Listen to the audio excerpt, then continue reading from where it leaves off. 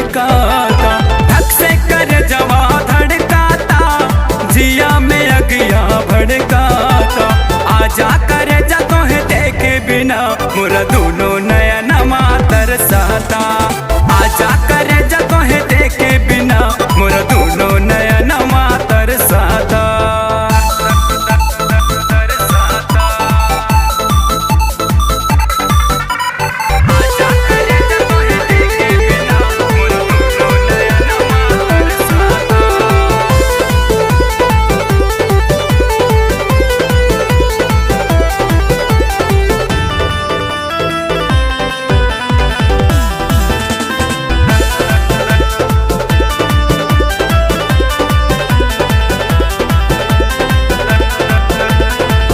तोहरे बिना पागल बानी, रात भर जागल बानी, यही खातिर धनिया हम घरवा से भागल बानी, घरवा से भागल बानी।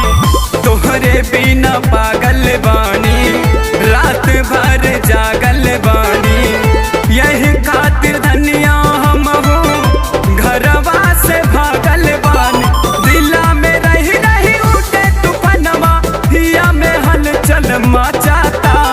आजा करे जा तोहे देखे बिना मोरा दोनों नयनमा तरसाता। आजा करे जा तोहे देखे बिना मोरा दोनों नयनमा तरसाता। आजा करे जा तोहे देखे बिना मोरा दोनों नयनमा तरसाता।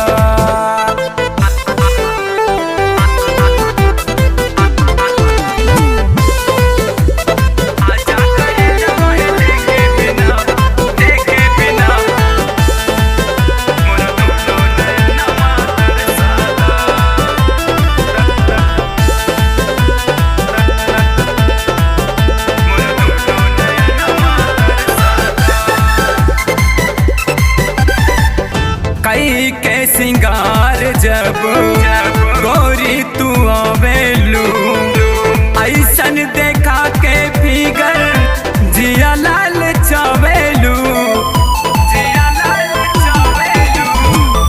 कई के सिंगार गोरी जब तू आवेलू, ऐसन देखा के फिगर जिया लाल चावेलू।